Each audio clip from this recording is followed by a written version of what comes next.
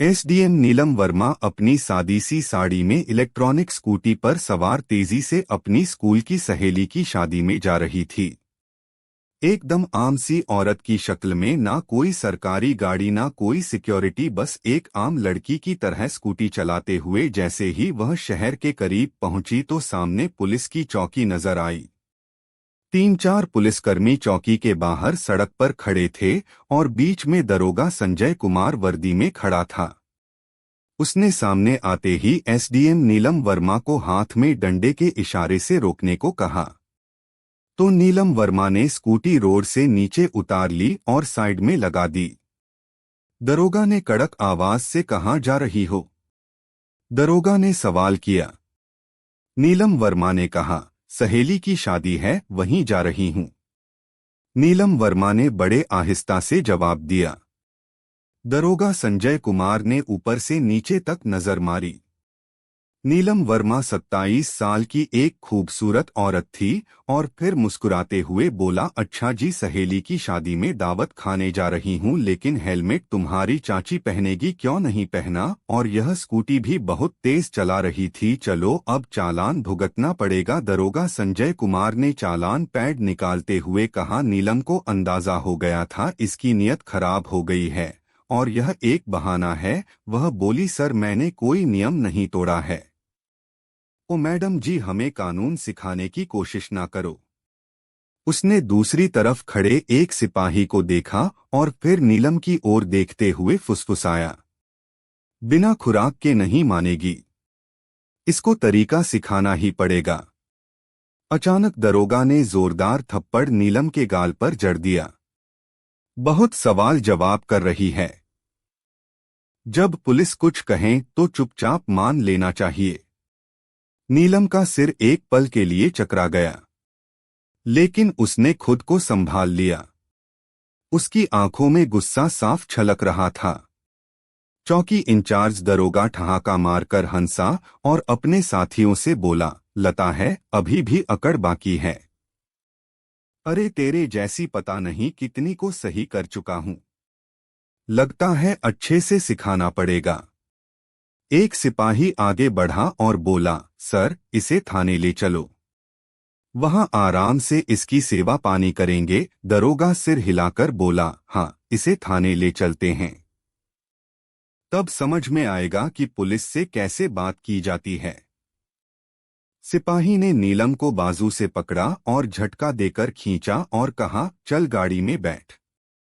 नीलम ने झटक कर अपना हाथ छुड़ाया और गुस्से से बोली, हाथ लगाने कोशिश मत करना वरना अंजाम अच्छा नहीं होगा। दरोगा का पारा चढ़ गया। उसने अपने एक सिपाही से कहा, इसका घमंड तो देखो। एक सिपाही ने आगे बढ़कर नीलम वर्मा के बाल खींचे और जबरदस्ती घसीटने की कोशिश की। नीलम दर्द से करा उठी, लेकिन अभी तक अपने बारे में कुछ नहीं बताया। वो देखना चाहती थी कि यह लोग कितने और कहां तक गिर सकते हैं। तभी एक पुलिस वाले ने गुस्से में उसकी स्कूटी में डंडा मारा और बड़बड़ाया, बड़ी शरीफ बनती है, अब तेरा खिलौना बनाकर खेलेंगे। नीलम वर्मा अच्छी तरह समझ चुकी थी कि अब उसके साथ क्या होने वाला है और यह लोग कितने नीचे गिर सकते हैं। दरोगा की आंखों में गुस्सा था। उसने जोर से चिल्लाकर कहा, बहुत देखी है, तेरे जैसी अकड़ वाली पुलिस से भिड़ेगी, आज मजा चखाता हूं, चलो ले चलो, इसे थाने में वहीं समझाएंगे। एसडीएम नीलम वर्मा अब भी चुप ही थी। उन्होंने अपनी पहचान बताने का कोई इरादा नहीं किया। देखना चाहती थी कि यह लोग प्रशासन को कितना बदनाम कर सकते हैं, कितनी हद तक यह लोग अत्याचार कर सकते हैं। दरोगा संजय कुमार अब झुंझला चुका था। उसके सामने एक ऐसी औरत खड़ी थी जिसके नरम मुलायम खूबसूरत गाल पर तमाचे पड़े थे, जिसके बालों को खींचा गया था, जिसे जबरदस्ती बाजू से पकड़कर सड़क पर घसीटा गया था। लेकिन वह अब भी किसी बुत की तरह बिल्कुल खामोश खड़ी थी। ना कोई चीख ना कोई आंख। दरोगा संजय कुमार ने गुस्से से आंखें तरते हुए अपने सिपाहियों की तरफ देखा और गुर्रा कर बोला, ले चलो इसे थाने में, वहीं बैठकर सोचेंगे कि इस सिर छड़ी औरत का क्या इलाज करना है। फिर क्या था? दो सिपाही आगे बढ़े और नीलम वर्मा के दोनों हाथों को कसकर पकड़ा और धक्के देते हुए उसे घसीटते हुए जीभ की ओर ले जाने लगे। तभी पहली बार नीलम वर्मा की आवाज गूंजी। उसने झटके से कहा, छोड़ो मुझे, लेकिन उस चीख में डर नहीं था बल्कि एक ऐसा गुस्सा था जो अंदर तक खौल रहा था। दरोगा ठहाका मारकर हंसा और बोला, ओ अब जुबान भी चलने लगी है। चलो थाने में और देखेंगे कि वहां कितनी लंबी जुबान चलती है। तेरी थाने में घुसते ही दरोगा अपनी पूरी ताकत से चिल्लाया, ओए कहाँ गए? चाय पानी लगाओ, जल्दी एक स्पेशल माल आया है। आज नीलम वर्मा अब भी बिना बोले थाने की दीवारों को देख रही थी। वह देख रही थी कि कैसे यह लोग उन बेगुनाहों के साथ पेश आते हैं जो कभी आवाज नहीं उठा पाते। तभी एक सिपाही दरोगा संजय कुमार की तरफ झुककर फुसफुसाया, क्या केस है साहब? सिपाही ने पूछा तो दरोगा संजय कुमार ने हंसते हुए कहा, अरे कुछ नहीं रे, कोई चोरी या कोई जेब कटी, जो मन करे लगा देना। बस अंदर डालकर इसका गुरूर तोड़ना है और ज्यादा सवाल नहीं पूछने। नीलम वर्मा तो सब कुछ सुन रही थी, लेकिन उसकी आंखें अब भी कुछ कहने से बच रही थी। जैसे वह चाह रही हो कि पुलिस वालों की गिरावट की यह कहानी खुद उनके मुंह से बाहर निकले। तभी दरोगा कुर्सी पर बैठ गया, हाथ में कलम लिया और टेबल पर उसे घुमाने लगा। फिर आंखें नीलम पर गड़ाकर बोला, नाम बता अपना, कहाँ रहती है, किसके घर की है? नीलम चुप रही। दरोगा ने फिर सवाल दोहराया, सुना नहीं नाम क्या है तेरा? लेकिन नीलम की खामोशी अब भी वैसी ही थी जैसे कोई पत्थर की दीवार हो। तभी दरोगा ने टेबल पर इतनी जोर से हाथ पटका कि आवाज पूरे थाने में गूंज गई और गुस्से से चिल्लाया, सुनाई नहीं देता? तुझे नाम बता जल्दी। नीलम ने बिना चेहरा बदले जवाब दिया, जी नेहा कपूर। दरोगा ने उसके चेहरे को घूरा और हंसकर बोला, ओह बड़ी समझदार निकली, तू झूठ बोलने में भी तजुर्बा है। लेकिन याद रखो, ज्यादा चालाकी की तो बहुत भारी पड़ेगी। गलती एक भी की तो पछतावे का वक्त भी नहीं मिलेगा। नीलम वर्मा को जबरदस्ती उस सड़े हुए लॉकअप में धकेल दिया जहां पहले से दो कैदी बैठे हुए थे। उनमें से एक ने नीलम की तरफ देखा और बोला, बहन तूने क्या कांड कर दिया? नीलम ने हल्की सी मुस्कान दी और कुछ नहीं कहा। अब वह बस देख रही थी कि यह पूरा तंत्र कितना सड़ चुका है। अगर एक एसपी को ऐसे बिना वजह अंदर ठूस सकते हैं तो फिर आम लोगों की हालत का अंदाजा लगाना मुश्किल नहीं। नीलम अब उस कोठरी के कोने में बैठी थी। सब देख रही थी, सुन रही थी और हर हरकत को समझ रही थी। दरोगा संजय कुमार ने एक झूठी रिपोर्ट बनवाई और बोला, इस पर चोरी और ब्लैकमेलिंग का केस ठोक दो। फाइल मेज पर मारी और कहा, चलो जल्दी। एक सिपाही ने पूछा, पर सर बिना सबूत के? दरोगा हंस पड़ा, बोला, इस थाने में सबूत मंगाए नहीं, सबूत बनाए जाते हैं। कुछ देर बाद एक सिपाही आया और नीलम के कंधे पर जोर से हाथ मारा, लेकिन उसके चेहरे पर डर का नामोनिशान नहीं था। दरोगा ने हाथ उठाया ही था कि तभी दरवाजे पर एक सख्त आवाज आई, रुक जाओ। सबने मुड़कर देखा तो दरवाजे पर एसएओ सुरेंद्र सिंह खड़ा था, जिसकी छवि बाकी से थोड़ी अलग मानी जाती थी। उसने अंदर नजर डाली।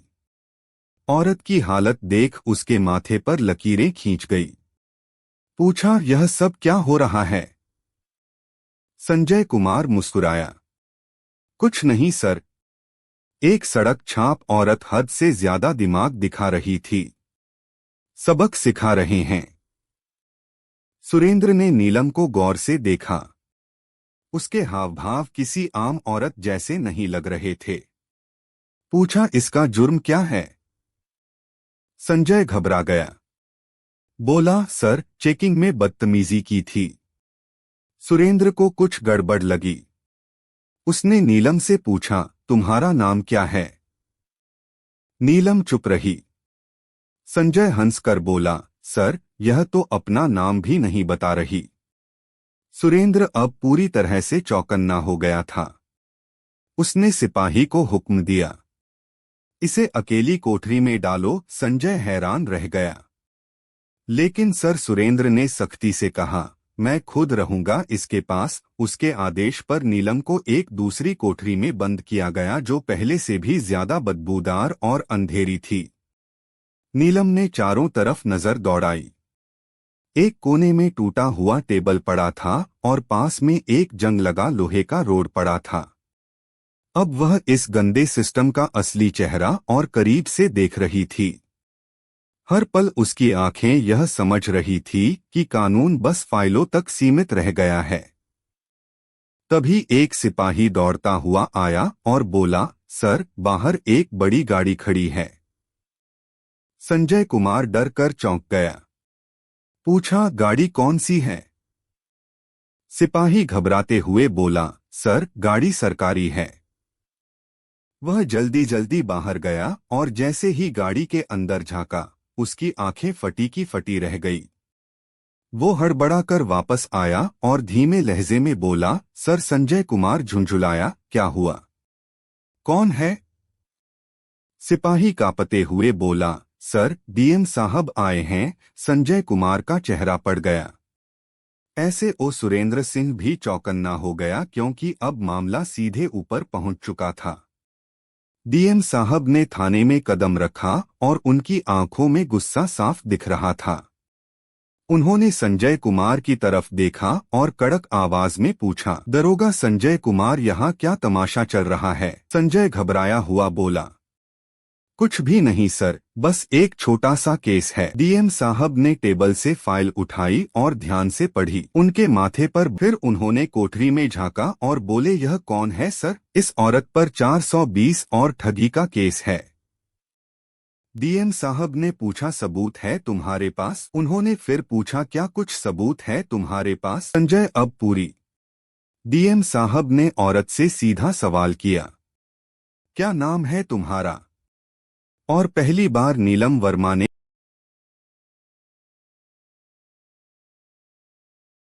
डीएम साहब ने औरत से सीधा सवाल किया, क्या नाम है तुम्हारा?